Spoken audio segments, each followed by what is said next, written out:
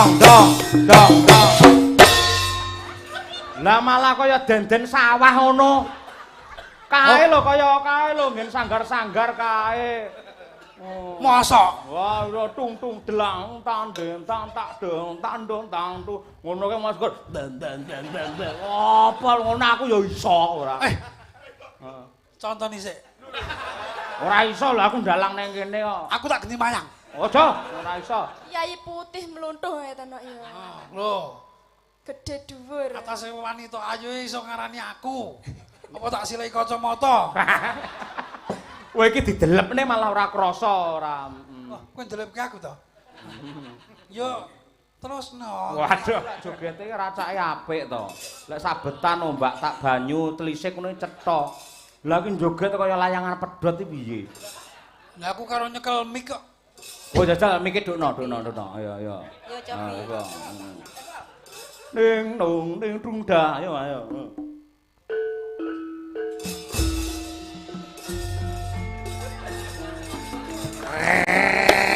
Oh, tata.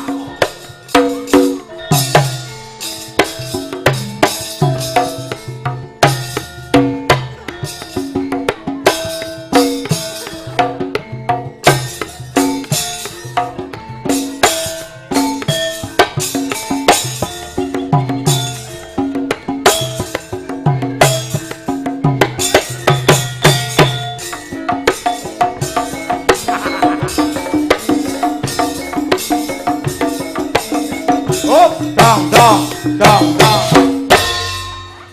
Lah malah kaya den-den sawah ngono. Kae lho kaya kae lho nggen sanggar-sanggar kae.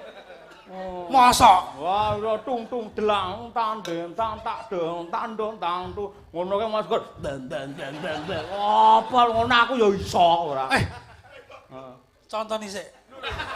Ora iso lho aku ndalang nang kene kok. Aku tak geni mayang. Aja, ora iso. Aku mayang yo iso lho. Iya iso. Bener iki, heeh. Ndemen ki ujian PGP ngono to. Tak tung dari ambiyake madhep rono kabeh mundur. Lagi kene budalane mundur. Karo kanca iki kudu bisa jaga rahasia. Iya. Kowe iki lek apalan ya diapalke. Men ujian apalan kae adegan pertapan. Kudune gene gambir sawit. Ing ngamapan wonten pertapan Saptawarga kalamun Cinandra praniyah kaya jangkrik mambu kili. Mung pertapan kok jangkrik mambu kili ora. Oh, gen keras kok. Wah. Ora jogetmu iki diowahi sing apik ora ngono kuwi. Lho, diwahi piye? Lho, tung delam tak ndande ndang tak de, tak ndontan tung lho. Ngono kuwi ya, sabetan tok ae. Didekek mikir dekek. Ayo, tak kendangi nggih anu, lambeku ae yo. Tung delang tak ndande nutang tak den tak ndontan. Tung delang tak ndande kaya pitik anyang-anyangen ora. Wis ora. Lho apa? Sik apa? Orang itu harus punya kreativitas sendiri. Oh iya. Aja melu-melu. Oh, jati diri ya? Ah, jati diri. Wah iya. Aku melu-melu wong tak paut iso. Wah iya. Ah iya ning apik jan-jan wah jan elok tenan sampean. Sik diajeng sik tak selani. Iki lak ning desa Mliwis. Sampeyan spesial nembangke Mliwis putih. Nadyanto sampeyan tak jejerke karo Mliwis ireng iki bakal ya. Ning tembange tetep Mliwis putih. Ayo. Ben Mas Wiling awet nom lho lek ngerti sinden cantik-cantik ngono. Ayo kudu ngerti selerane kakang niki ngono kuwi. Waduh. Napa kakak? Iki lho iki Dik Dalang iki lek kudu dhisik iki wong apa-apa ya karo aku to. Dadi nek ngene nonton wayang nyang ndi ya karo aku. Heeh to. Nek pamane kono pas duwe duit ya aku ya dijajake. Terus Nek aku pas ora duwe duit ya tak kon jajake kono. Lah lek menjajane kapan? Aku urung tahu. Urung tahu. Ning sawangan ke lho Mas ning TV. Walah sampean bareng karo Mbak Diajeng lho. Ketok serasi lho. Oh, nyat kula niku asline bagus to Mas. Ah iya. Sing putri jan cantik kaya widodari. Mau dhisik ndelok Diajeng pas noprak kali jenengan ning Balai Kambang. Nah. Manuta dadi garwaku wong ayu. Heeh. Aku ijek sekolah kok. Oh iya, bener kuwi ya. Lah kok Toprak kok jek sekolah. Nek lek serasi disawang aku karo diajeng noprak pantes. Lah timbang sampean iki kaya karo diajeng gek sampean ngadeg nang kono bah jan kaya widodari karo Super Tetra. Wah wah. Iri. Oh iya iri. Mbak ampun sia-sia ngoten to, Pak. Hah? Ampun sia-sia ngoten lho Loh, jenengan. tanda kasih sayang kangen ku karo Mas Wiling ya ngene iki. Oh ngoten. Lah nggih wong piyayi putih mluntuh ngeten kok ya. Loh, Gede dhuwur. atase wanita ayu iso ngarani aku. Apa tak silai kacamata? Kowe iki didelepne malah ora krasa ora. Wah, kowe ndelepke aku to? Yo, terusno. Waduh. Ayo, pamerno karo Mas Wiling sampean nembang Mliwis Putih. Mliwis Putih itu terjadi dari Prabu Angkring Darma menjadi Mliwis Putih. Dadi sampean dadi Setyawatine, iki dadi Mliwise. Mliwise. Ayo. Mliwis ki apa? Lho. Piye to? Mliwis iki ya burung. Ah, mbok kodho manuk ngono wae. Manuk. Ayo, Apa? Ya. Langsung mawon. Langsung mawon nggih. Sak pinten Mas Dar? Mene. Ayo. Mene. Kowe melu-melu to banyol senengane ora? Piyayi tek lucune Ran. Aku ki mbok. Halah nggih. Niki nggih tesih sakmenten iki tesih lucu-lucune anjen. Ora, zaman tahun semono ki tahun 99 lah ngene anggere tangkapan ning Semarang kan tak jak dhek ngono. Dhek banyol ngene karo gambang mesti biasane. Gambange lak entuke 100. Iki mlek banyol mambengi 50. Mambengi lucu mosok umur 50 ngono. Jaluk imbuh jawane 250 mergo der. Ning bar kuwi tanggapaneh ning ngendi iki Sanding Solo kono. Ora lucu blas dhek. Sek, ora lucu. Wah, blas ora enak wong guyu. Gajine gampang lak 100. Akhire sik tak opahi 50 mergo ora lucu ngono kuwi. Akhire min dhek entuke ora. Ha iya. Oh, kok ayo tok ya ora. Ha ya ngono ki lho ya kudu pengertian ngono lho. Lucu ra lucu bayare padha ngono. Oh iya. Ane nggih ampun mepet-mepet terus ngeten no. Oh ya kuwi ora ketok pancen no, mula ya mepet-mepet ngono kuwi ora. Foto neh. Oh foto, jok foto. Wah, iki lagi Jeblos kok seneng-senenge kamerane. foto ya ora. Yo, Ayo. Ya nak. Ya. Mliwis putih kasri pongatan bisa ngalih Jaka gendong bangkit ikut mliwis putih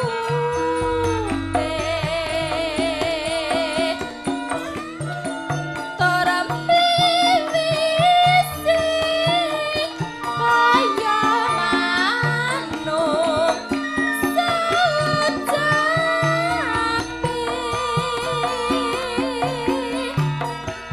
luwe jangka katimbang jangka geduke Meliwis kandha sededake Raja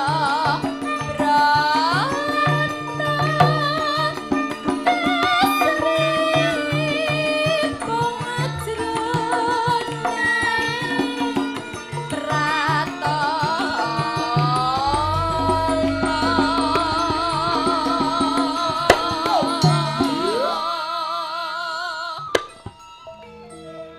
sik. Apa? Iki Pripun, Pak? Aku kon ngopo? Lho, dadi mliwis ngono piye to kok takon dolan-balen terus kok. Iki nek cakepane ora mliwis. Eneng kok. Awuren. Ya, ngono. Sampeyan kan duwe sayap. Dadi tangan kiwa tengen iso nggih sayap. Nah. Wong ngene ya ngewanke wong nek ngono. Oh ya ora. Wong iki dumadi saka Angkring Darma ora apa petingan ora. Monggo. Ya. Demakku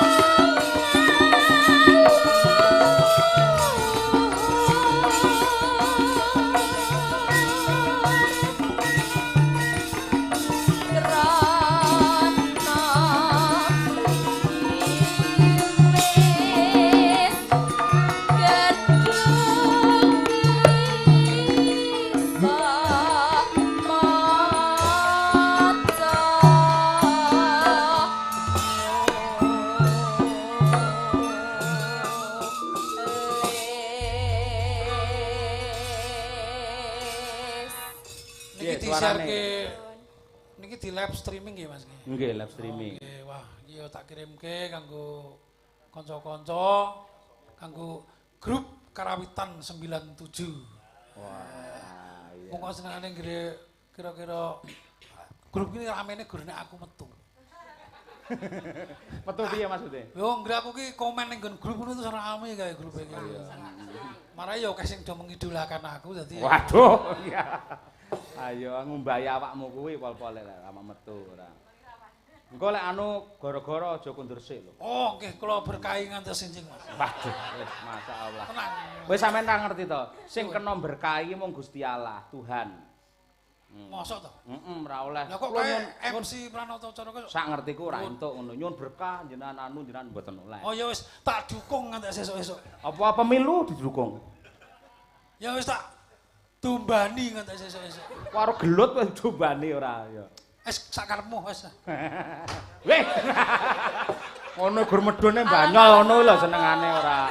Gur medhone Banyol lho ora. Aku iki dhisik wis tau. Melu ning lapangan ngono ki ya kon Banyol iki ora lucu-lucu. Lah ndelok aku arep nguyuh. Ha. Lah terus tratake ngene iki ndelok lagi ora bakok. Aku ki medhun ngono ki tiba krungkep ning tengah lapangan malah sak penonton lapangan iki do guyu kabeh. Heeh.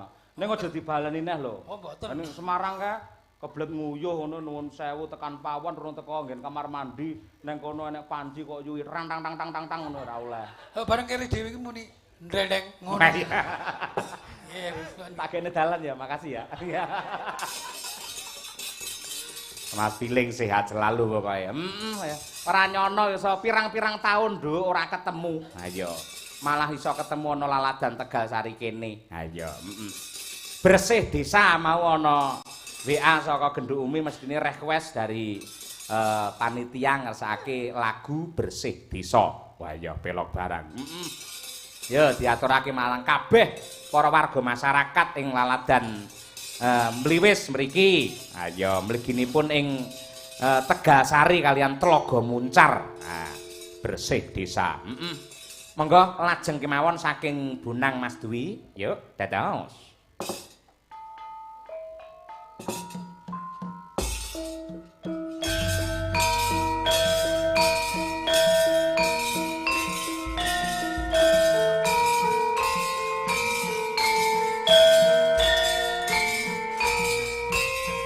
Kur. Ya. Oh.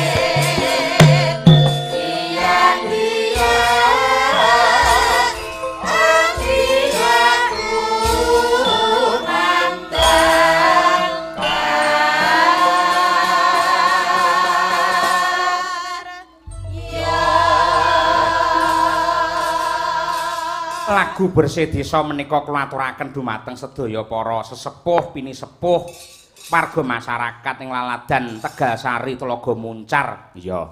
Muga-muga resika kampunge, resika penggalihe kabeh warga masyarakat sing lenggah ning kene.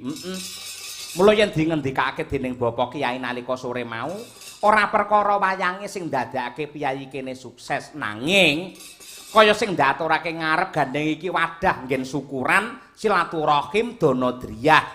Mongko wong sedekah ki ora lokak bakale kebak, wong syukuran kuwi sapa sing ditindakake kanthi ikhlas tan wurunga ora bakal suda apa kang dadi kanugrahan sing ditampa ning malah melimpah ruah.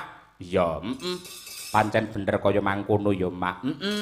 Lan yen pancen para warga masyarakat sakwise nganake bersih desa marem penggalihe, tentrem atine iki mengko otomatis anggene makarya, anggene makarti, anggene nyambut gawe mesti semangat penuh dengan gembira.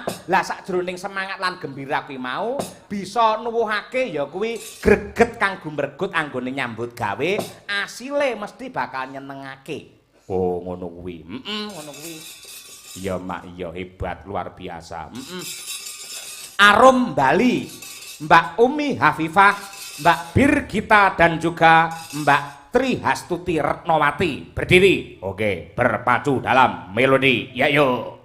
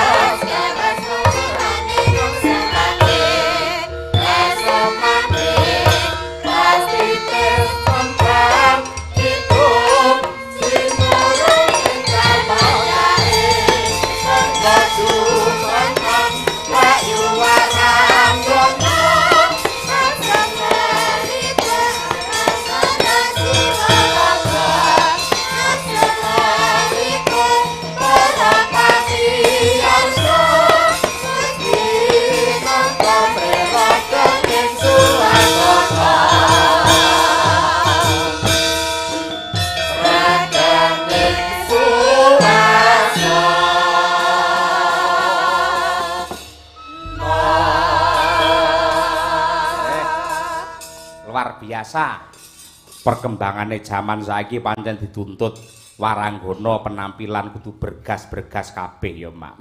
Pancen kaya ngono kuwi.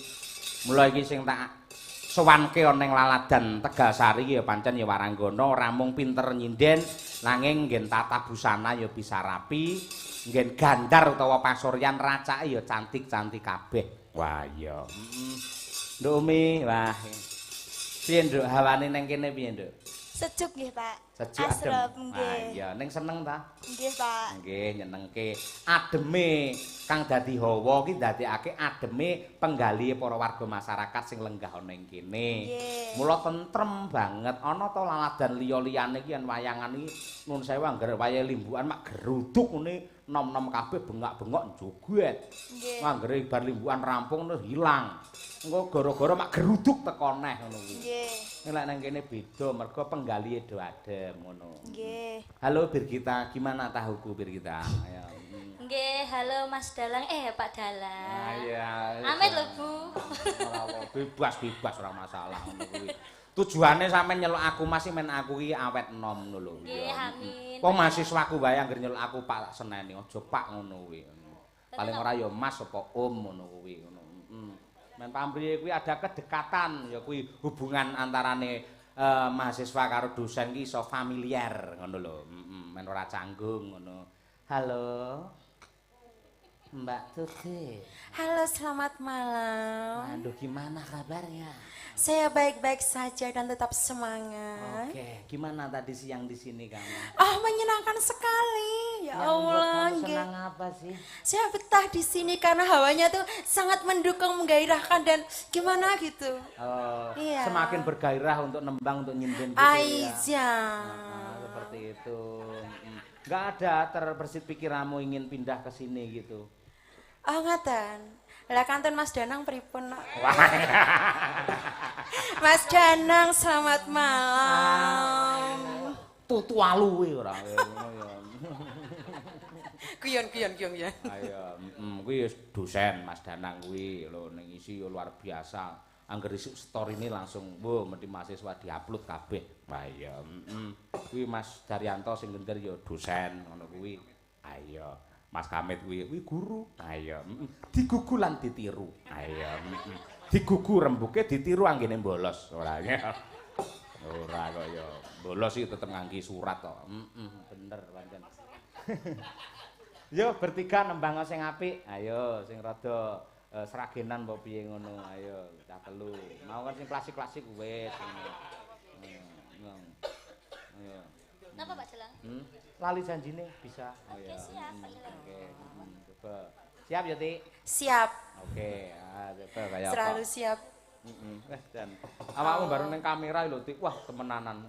Ketok sumunar tenan kaya Bathari Supraba Ngejawantah. Tenan kuwi. Ayo. Lah nggih to. Wah, jan. Cantik tenan. Yo, diaturake. Nah, lali janjine katur dumateng sedaya para lenggah ingkang kepareng hamirsani. Ayo, monggo tetos.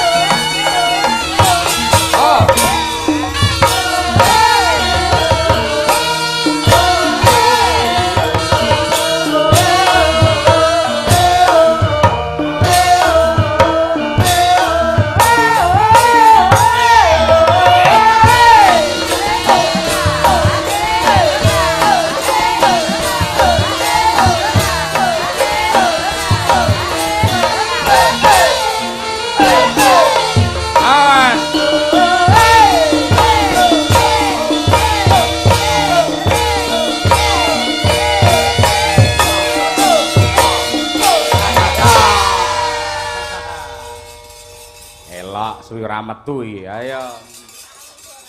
Tujune sih do kelingan. Wah, iya. Hebat, ya. Iki jogete apik, tetep ngangge estetika. Tidak meninggalkan etika. Ya, apik. Nduk, dalem mak. Perkara seneng-seneng kok dibacutke nggon gara-gara. Tawon ana entupe, lakon ana tutuke. Ya. Ya magita-gita mbacutne gelar cerita. Tak derekake, Mak. Oh